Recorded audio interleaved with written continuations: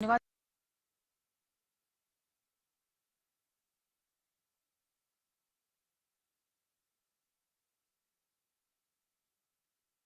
नमस्कार नमस्कार। अरे नमस्कार बच्चों, कैसे हो आप? पहचाना मुझे? मैं हूँ आपका साथी टुक टुक। और आज मैं फिर आया हूँ आपकी गणित की कक्षा में। तो और सुनाइए, कैसे हैं? आपको पता है आज मैं क्यों आया हूँ? कल मेरे दादाजी टॉफियां लाए थे और मैं अपने दोस्तों के साथ खेल रहा था। तो दादाजी ने कहा, टुक टुक इधर आओ और अपने सारे दोस्तों को टॉफियां खिलाओ। पर दादाजी ने मेरे सामने एक शर्त रखी और कहा कि टुक टुक पहले मुझे भाग करके दिखाओ कि कितनी टॉफियां सबको मिलेंगी। अरे ये भी कोई बात हुई? मुझे जोड़ना आता है, घटाना आता है, गुणा करनी आती है, पर भाग करना तो नहीं आता। तो दादाजी ने कहा है, टुक टुक मैडम की कक्षा में जाना और भाग सीख कर आना। तो इसलिए आज मैं आया हूँ मैडम की कक्षा में भाग सीखने। आओ मैडम से मिलते हैं। नमस्कार प्यारे बच्चों, कैसे हैं आप? मैं भावना शर्मा गणित की कक्षा में आप सभी का बहुत बहुत स्वागत है और आशा करती हूँ आप सभी स्वस्थ हैं, सुरक्षित हैं। तो आज टुक टुक भी आया है हमारे साथ में और चलिए, टुक टुक ने अपनी एक समस्या बताई है। तो आइए पहले हम सब मिलकर टुक टुक की उस समस्या को हल करते हैं। यह देखिए, ये कौन है? यह है टुक टुक के दादाजी और ये टुक टुक के दोस्त हैं, सोनू, पिंकी, मोनू और ये है टुक टुक। इन्हीं दोस्तों के साथ टुक टुक कल खेल रहा था। तो दादाजी ने कहा है टॉफियां बांटनी हैं। तो चलिए टुक टुक को बताते हैं कि कैसे हम टॉफियों को बांटेंगे। टुक टुक के दादाजी ने जो टुक टुक को टॉफियां दी हैं, हम एक एक करके उस टॉफी को सभी दोस्तों को देते हैं। एक टॉफी हमने सोनू को, एक पिंकी को, एक मोनू को और एक टॉफी हमने टुक टुक को भी दी है। अब देखिए, हमारे पास तो टॉफियां और भी बची हैं, तो हम एक एक टॉफी और दे देते हैं।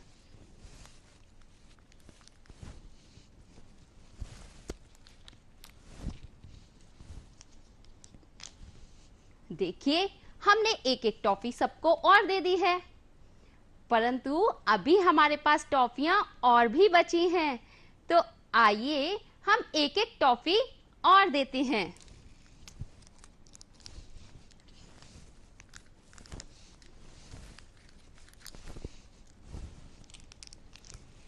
ये देखिए, हमने सबको एक एक टॉफी और दे दी है। अब हमारे पास जो टॉफियां थी वो समाप्त हो गई हैं और सभी के पास तीन तीन टॉफियां मिल गई हैं और जो टॉफियां दादाजी ने दी थी वह भी समाप्त हो चुकी हैं। पर और आपने देखा, सबको बराबर बराबर टॉफियां मिली हैं, जो कि दादाजी चाहते थे। दादाजी यही तो चाहते थे कि सबको टॉफियां मिले और सबको बराबर बराबर मात्रा में टॉफियां मिले। तो हमने सबको बराबर गिनती में तीन तीन टॉफियां सभी बच्चों को मिली हैं। तो देखा किस तरह से हमने टॉफियों को बांट दिया। अभी मैं आपको एक और उदाहरण से बताती हूं कि किस तरह से हमने बांटा।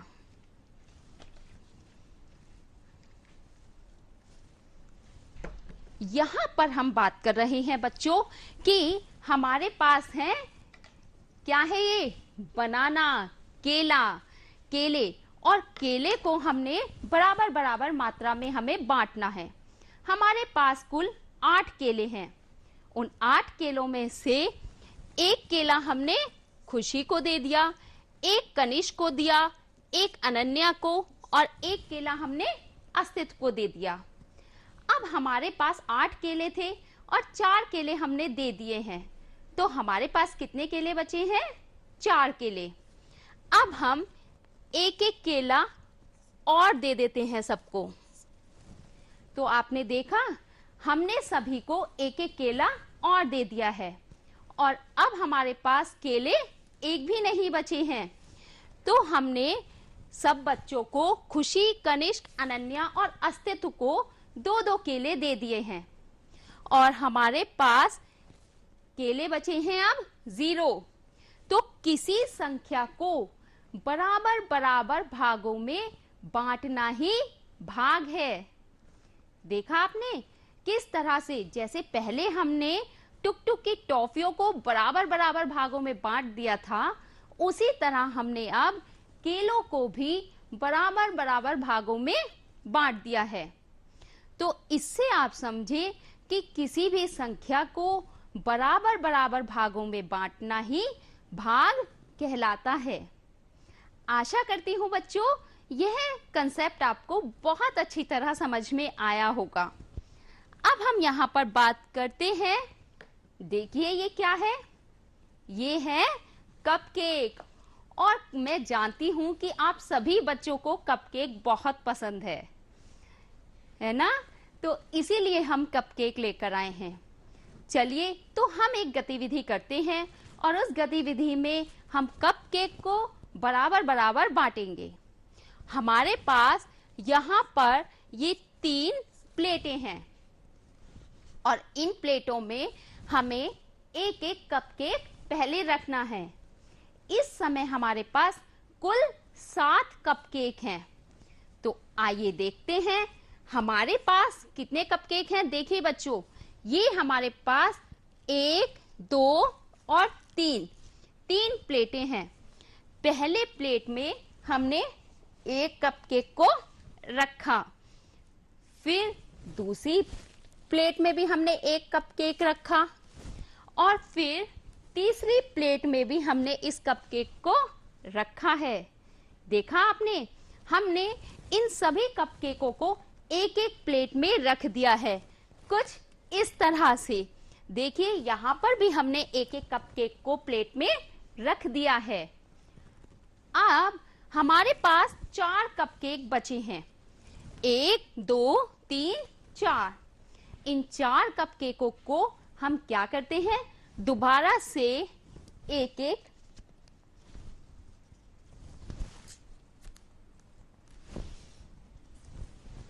प्लेट में रख देते हैं।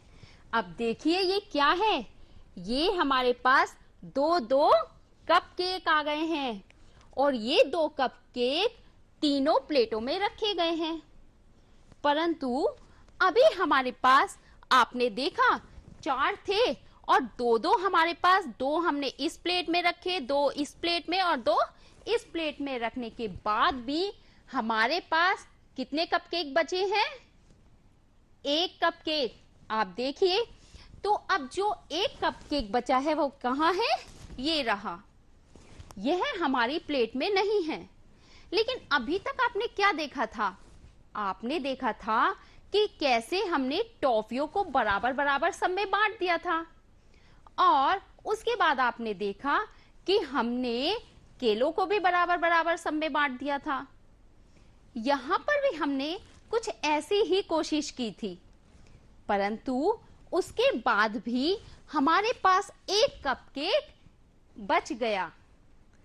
तो जो संख्या जब हम किसी को भाग देते हैं या बराबर बराबर भागों में बांटते हैं, तो बांटने के बाद जब बच जाती है उसे हम कहते हैं शेषफल। अर्थात यहाँ पर ये जो 1 कपकेक बचा है, ये क्या है बच्चों? यह है शेष, जो कपकेक शेष बचा है। तो देखा आपने किस तरह हमने कपकेक को बराबर बराबर भागों में बांट दिया। अब हम इस कपकेक को बराबर भागों में बांटने पर भाग के माध्यम से भी करके देखते हैं। यहाँ पर हमने 3-3 कपकेक बांटे थे, तो जल्दी से 3 का पहाड़ा पढ़ दीजिए कि यहाँ पर जो 7 है, 7 से बाहर नहीं जाना चाहिए। तो 3 दूनी 6 और 7 में से 6 गए तो कितने बचे बच्चों? 1।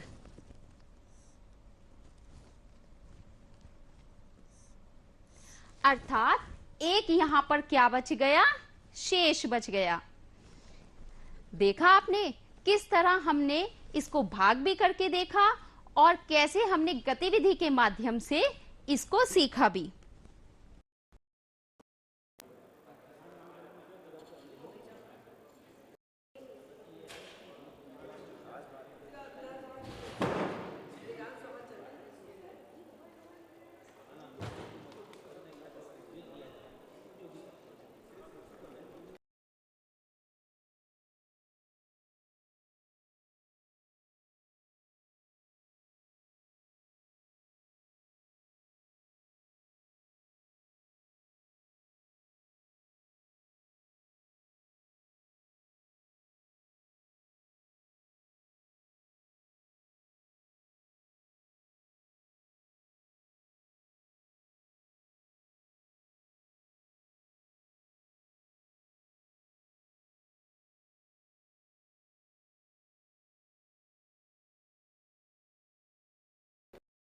पहले को हमने 20 रुपए दिए, दोबारा फिर हमने दूसरे को भी 20 रुपए दिए और फिर तीसरे को भी हमने 20 रुपए दिए हैं और देखिए चौथे को भी हमने 20 रुपए दिए। तो आपने देखा 20, 20, 20, 20, ये हो गए 20 रुपए 4 जगह, अर्थात 80 रुपए। तो हमने 20-20 रुपए चारों को दे दिए। अब हमारे पास कितने बचे हैं? 4 रुपए। तो हम उन 4 रुपयों को भी 1-1 रुपया बराबर बराबर बांट देते हैं। ये देखिए हमने 1-1 रुपया भी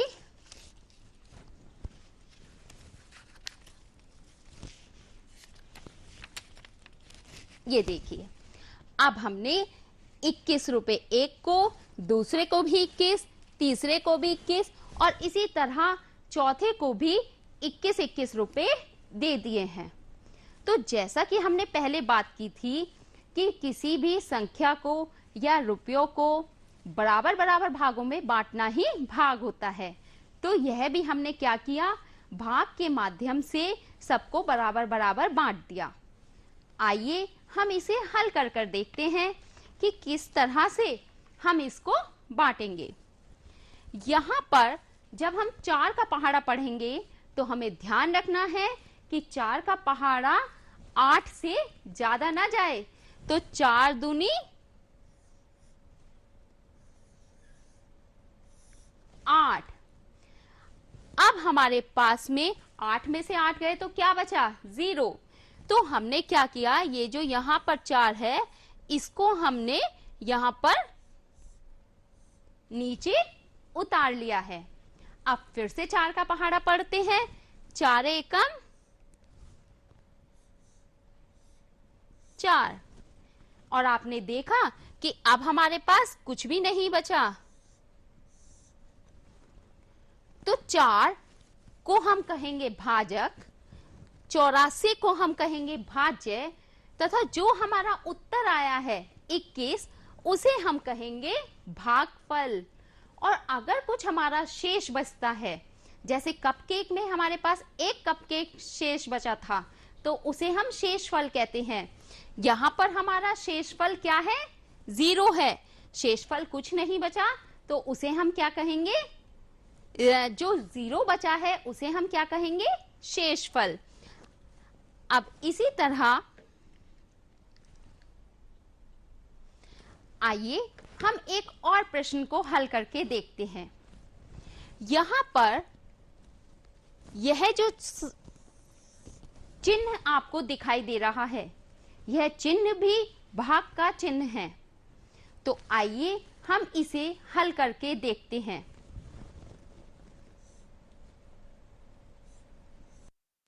हमें 12 का पहाड़ा 85 में पढ़ना है और कुछ इस तरह से पढ़ना है कि 85 से ज्यादा ना हो। तो 12 दूनी 36, 12 तिया 12 दूनी 36 होते हैं? नहीं, 12 एकम 12, 12 दूनी 24, 12 तिया 36, 12 चौक 48 और 12 पंजे 60, 12 छिंग 72 और 12 सत्ते 84 भी चला जाएगा। तो हमने देखा कि यहां पर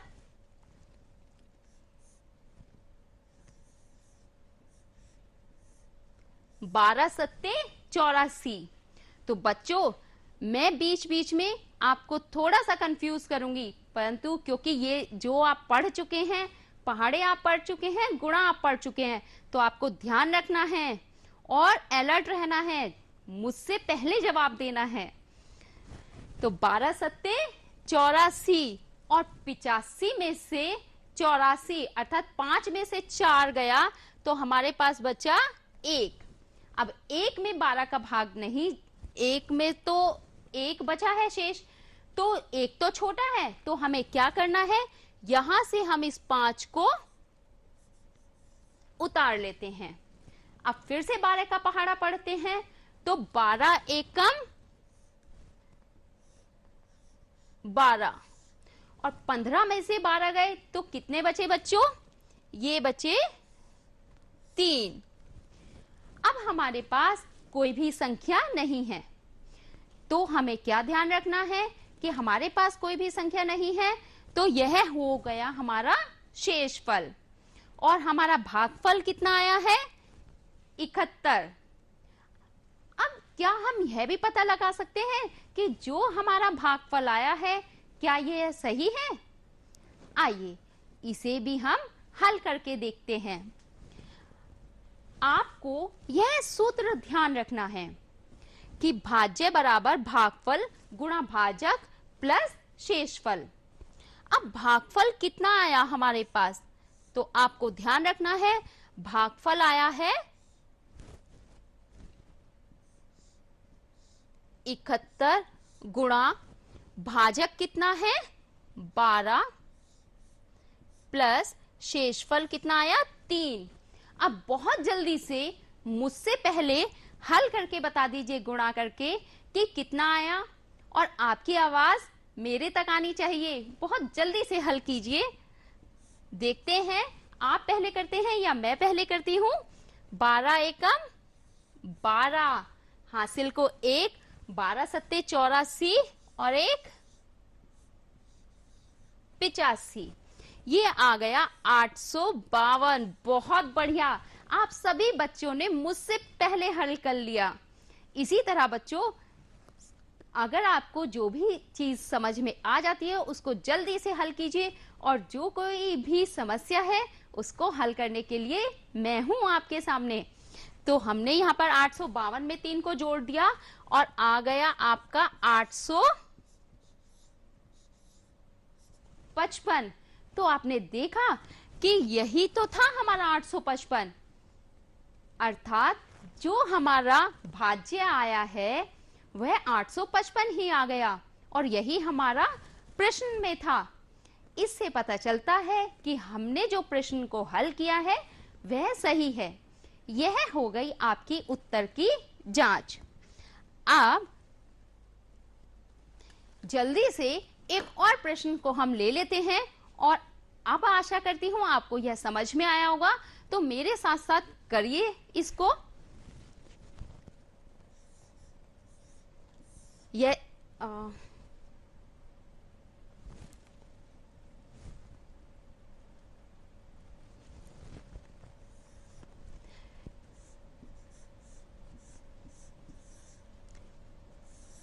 इस चिन्ह को तो आपने पहचान ही लिया होगा कि यह है भाग का चिन्ह।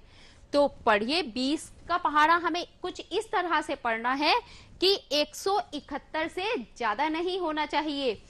तो 20 अट्ठे 160। अब 171 में से जब हम 160 को घटाएंगे तो बचेगा कितना हमारे पास? 1 और 7 में से 6 गया, 1।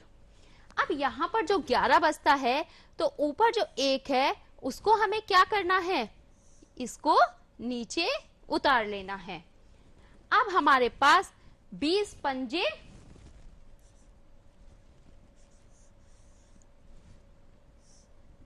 100 और हमारे पास कितना बचा, अब हम जब घटाएंगे तो यह बचा हमारे पास बच्चों 11। क्या अभी कुछ और बचा है, हमारे पास 0 भी बची है, तो हम इस 0 को भी यहाँ पर उतार लेते हैं और फिर 20 का पहाड़ा पढ़ते हैं। तो 20 पंजे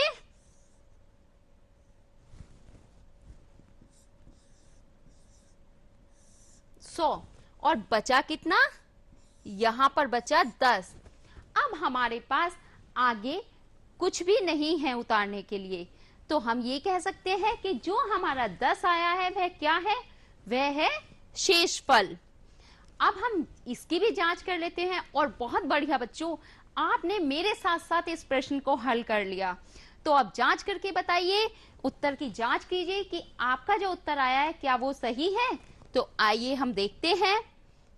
भागफल था हमारे पास 855 और भाजक था 20 और शेषफल कितना आया है 10।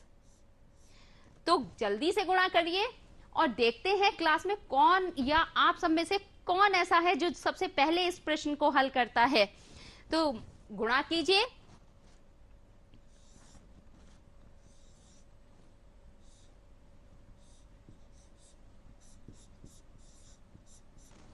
बहुत बढ़िया, रिंकू ने और उधर से सान्या ने, बहुत बढ़िया सान्या और रिंकू, आपने बहुत जल्दी से इस प्रश्न को हल कर दिया। और हमने भी देखा हमारा कितना आया है, इसको जोड़ा तो हमारा आ गया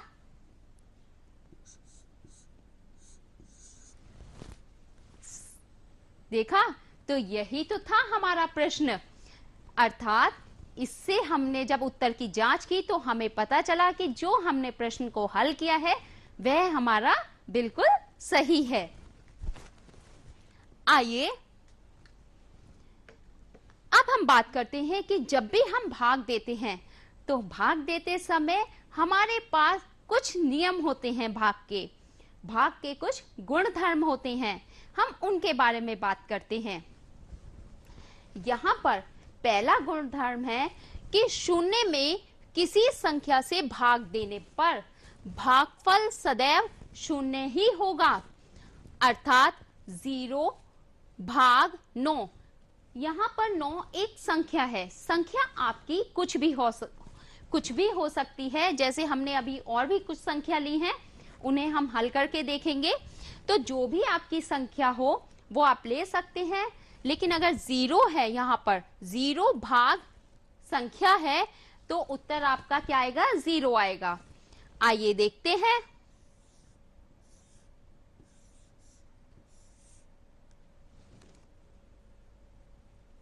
नहीं, इसको क्या करना है आपको,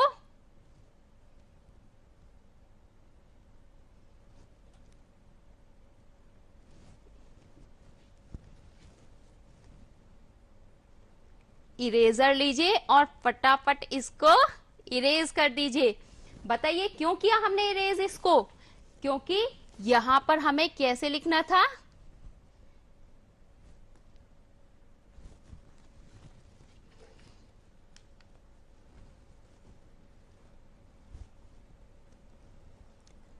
हम फिर से पेन ले लेते हैं। हमें यहां पर लिखना था कुछ इस तरह से।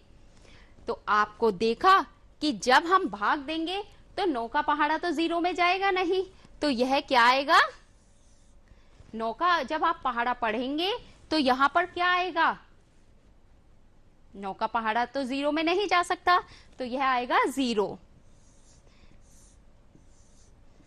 तो यही हमारा प्रश्न था, जो हमारा गुण धर्म था वो यही था कि शून्य में अगर किसी भी संख्या की हम भाग करते हैं तो भागफल सदैव शून्य ही आता है। ये देखिए, अगर हम धाई संख्या से भी, धाई हमने 23 लिया है, इससे भाग देंगे तब भी हमारा क्या आएगा, 0 ही आएगा। देखा आपने?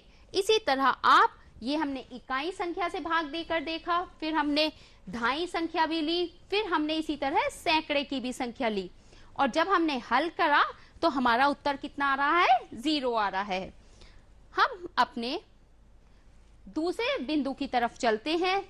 दूसरा बिंदु है हमारा कि किसी संख्या में 1 से भाग देने पर भागफल में सदैव वह संख्या ही प्राप्त होती है।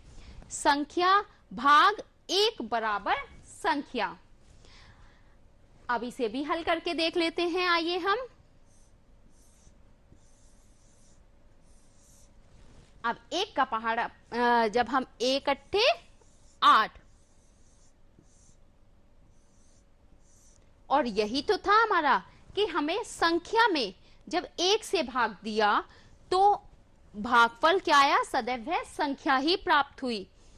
अब हमने यहां पर दिया तो हमारे क्या प्राप्त हुआ? वह संख्या, अर्थात 8 थी तो 8 ही प्राप्त हुई। अब इसी तरह हम एक और करके देख लेते हैं, और इस बार संख्या कितनी है? 34 है। तो हमारा क्या आना चाहिए उत्तर? देखिए, हमारा उत्तर 34 ही आया, अर्थात वह संख्या ही उत्तर है। इसी तरह हम 255 का भी हल कर सकते हैं। आइए अब हम तीसरे अपने गुणधर्म की तरफ चलते हैं कि किसी संख्या में उसी संख्या से भाग देने पर भागफल सदैव 1 ही आता है। अर्थात अगर 2 संख्या, जैसे 5 को हमें 5 से भाग देना है, ये देखिए हम भाग दे के देख लेते हैं तो क्या आएगा हमारे पास? उत्तर कितना आया? 1 आया। उसी तरह अगर हम 65 को 65 से भाग देते हैं तो क्या आएगा उत्तर? उत्तर हमारा 1 ही आएगा। तो किसी भी संख्या को जब हम उसी संख्या से भाग देते हैं तो उत्तर हमारा 1 ही आता है। तो बच्चों, ये भाग देने के 3 मुख्य बिंदु थे जिनकी तरफ हमने देखा। अब आप सोच रहे होंगे कि हमने गुणा, जोड़, घटा सब कुछ सीखा है, भाग भी सीखा है, तो यह हमारे किस काम आएगा? तो बच्चों, हमें ध्यान रखना है कि जो हमारे डेली के, रोज के जो भी हमारे कार्य होते हैं वह सब गुणा, जोड़, घटा, भाग पर ही निर्भर करते हैं। कुछ इसी तरह रोज के काम में आने वाले बातों को हम एक प्रश्न के रूप में आपके सामने लेकर आए हैं कि किस तरह इस भाग का प्रयोग हम अपने नियमित, यानी कि रोजाना आने वाले अपने दैनिक जीवन में करने वाले कार्य करते हैं और उसमें यह काम आता है। 4230 रुपए में 18 पुस्तकें खरीदी गई। तो ऐसी ही एक पुस्तक खरीदने के लिए कितने रुपए की आवश्यकता है? तो आप देखिए, 18 पुस्तक खरीदने में कितने रुपए खर्च हुए हैं? 4230 रुपए। और एक पुस्तक खरीदने में कितने रुपए खर्च होंगे? तो हमें जब ज्यादा दिए हुए हैं और एक पुस्तक की कीमत मांगी है तो हमें क्या करना है? हमें भाग करना है। और यहां पर आपको 18, यहां पर हम ये देखिए, अब जल्दी से पहाड़ा पढ़िए। 18 दूनी 36, 18 तिया 54, तो ज्यादा हो जाएगा। तो ये देखिए, अब घटा दीजिए, बचा 6, और अब 6 में भाग नहीं जाएगा तो यहां से हमने क्या करा? 3 उतार लिया है। 18 का फिर से पहाड़ा पढ़िए। 18 एकम 18, 18 दूनी 36 और 18 तिया 54। तो यहां पर घटा दीजिए कि कितना बचा? 13 में से 4, यहां से 1 हासिल लीजिए, 13 में से 4 गए तो 9 बचे। अब उतार लीजिए, यहां से एक 0 हमने यहां पर उतार ली है, तो यहां पर आ गया 90 है। अब 18 का पहाड़े 90 में इस तरह से पढ़ना है कि 90 आए। तो 18, जल्दी, बहुत बढ़िया, 18 पंजे 90। और क्या बचा बच्चों? अब आया हमारा 0, अर्थात एक पुस्तक की कीमत कितनी है? 235 रुपए। और इसी तरह आप चाहें तो अपने उत्तर की भी जांच कर सकते हैं। आज का यह विषय आपको बहुत अच्छी तरह समझ में आया होगा। आशा करती हूँ आप सभी स्वस्थ हैं, सुरक्षित हैं। हम कल फिर मिलेंगे इसी समय, इसी कक्षा में एक नए विषय के साथ। तब तक के लिए मेरी तरफ से आपको बहुत सारा प्यार और आशीर्वाद।